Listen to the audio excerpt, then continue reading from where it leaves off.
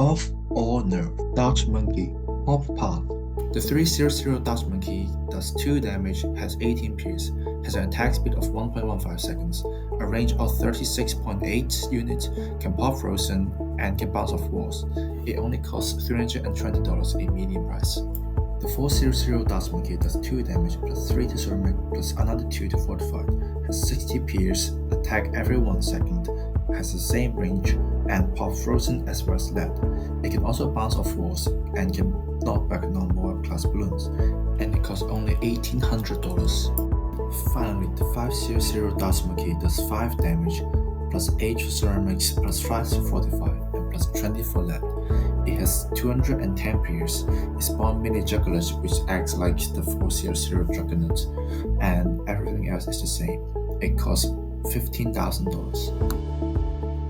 Personally, I don't think this path need changes. It does decent balloon damage and it is really cheap. It also allows some unique gameplay because it can bounce off walls. With the path, the 030 Dodge shoots out 3 darts, each does 1 damage and has 2 pierce. It attacks every 0.475 seconds, has a range of 32 same as the base, and costs only $450. The 040 Dodge Monkey transforms 10 nearby Dodge Monkeys, including itself, into a Super Monkey for 15 seconds. When transformed, it attacks every 0.015 seconds, while the other 9 attacks for every 0.06 seconds. At base, the attack speed has been decreased into around 0.24 seconds, and everything else is the same. For the 050, it can transform up to 20 Dodge Monkeys, including itself, into a Plasma Bus Super Monkey for 15 seconds. When transformed, it attacks every 0.03 seconds, deals 2 damage and 5 pierce with a range of 40. It costs $45,000. In my opinion, the Tier 4 and 5 are completely balanced. Despite being very strong during the uptime, it's really weak during the downtime. With enough buffs such as Alchemist, it actually can do pretty well. However, for the Tier 3, I think it needs a price increase.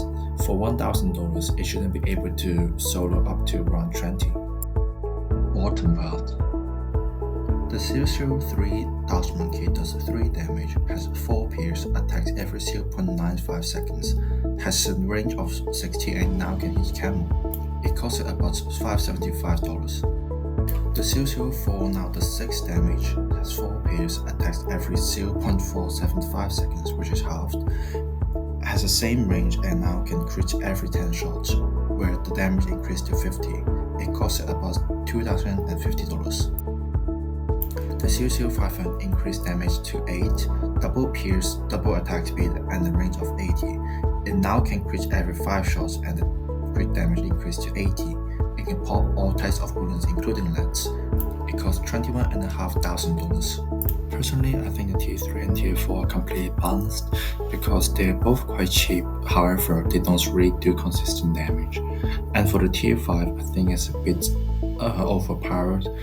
Even though it is not that strong, however, it can solo up to around 85 in some beginner maps, and especially it only costs around $22,000. I think that's a bit overpowered. The Paragon.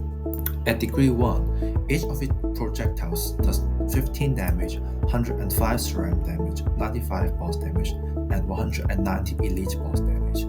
It has 105 pierce, attacks every 0.4 seconds, has a range of 85, and shoots 3 projectiles for every attack.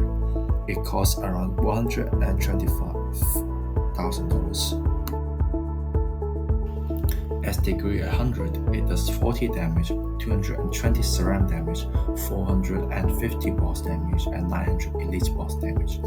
It has 410 pierce, attacks every 0.24 seconds, and it requires 200,000 power.